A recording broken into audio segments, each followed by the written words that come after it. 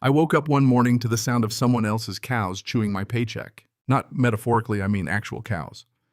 Big, slow, freeloading cows standing knee-deep in the alfalfa I'd spent months planting, watering, babying like it was my own child.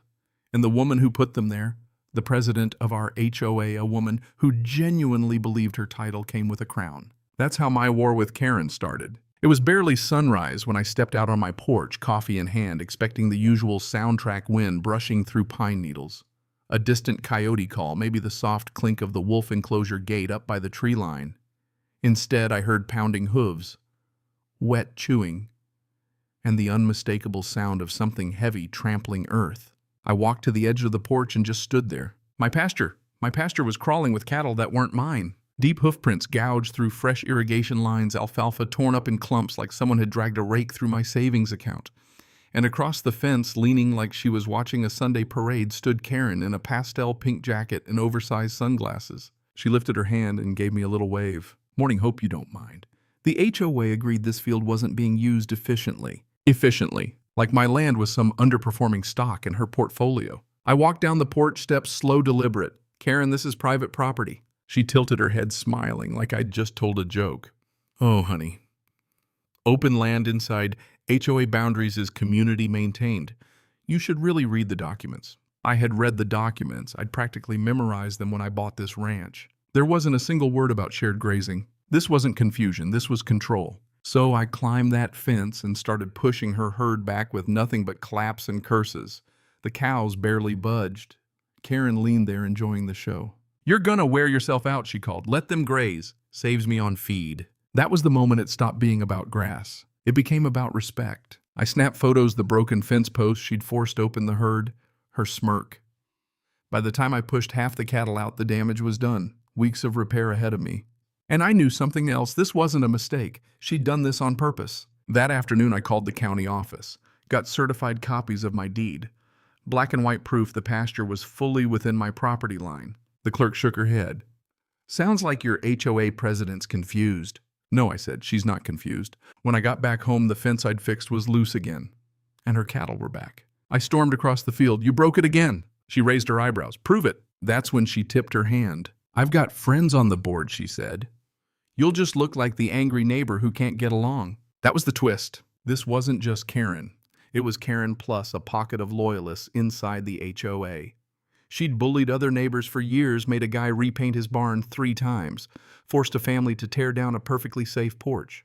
People were scared of her, but I wasn't. I called a lawyer, Mike Henson, a guy who'd taken on HOAs before. He listened to my story and chuckled low. "She trespassed?" he asked. "Repeatedly." "Got footage." "Crystal clear." "Good," he said. "Then she's not just overstepping, she's exposed." That same night, my security cameras caught her sneaking around, tossing feed into my pasture to lure her cattle back in. Midnight, pink jacket, clear as day. That's when I decided paperwork wasn't enough. See up near the tree line. I've got something most suburban HOA. Presidents don't account for a licensed wolf conservation enclosure.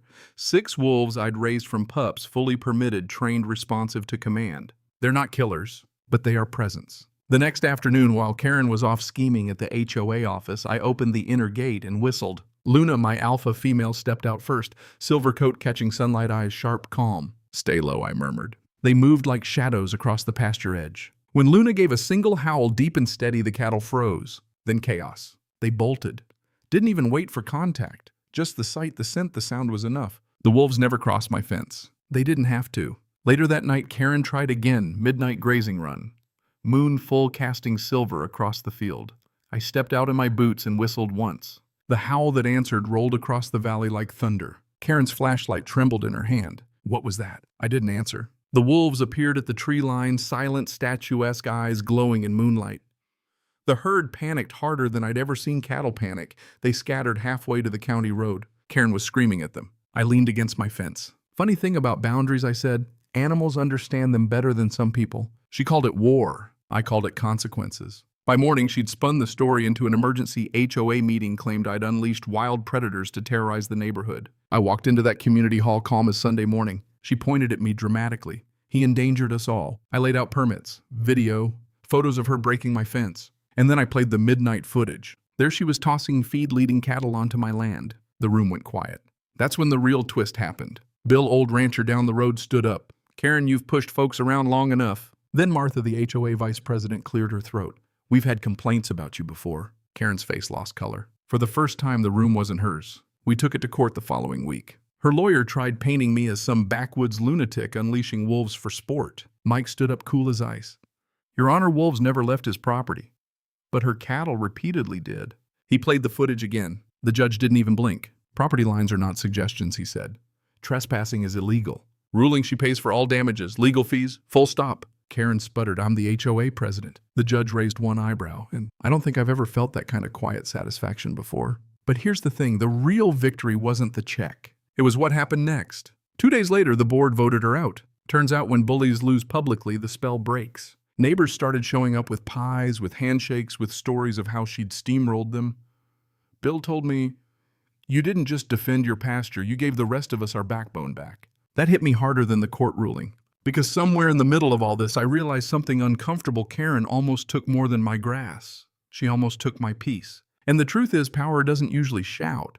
It leans on fences with a smile and tells you you're mistaken about your own boundaries. That's the lesson I learned. If you let someone redefine your line once, they'll redraw your whole map. The night after she was officially removed, I built a fire near the wolf enclosure. Fed Luna and the pack steak scraps. Watched the sky turn that deep burnt orange you only get on open plains. I looked out across my pasture, still healing, still scarred in spots, but mine. Luna pressed her head against my hand. We did good, I told her. A week later, I got a short letter from Karen. Not an apology, she didn't have it in her, just a stiff note promising she'd no longer interfere. No signature flourish, just her name small. Funny how titles shrink when the law gets involved. Now mornings are quiet again. No freeloading cattle, no midnight fence clatter. Just whined coffee and the low, steady breathing of wolves behind secure wire. Peace tastes better when you fought for it. So here's the question I'll leave you with. When someone in a position of authority crosses a line, how far is too far before you push back?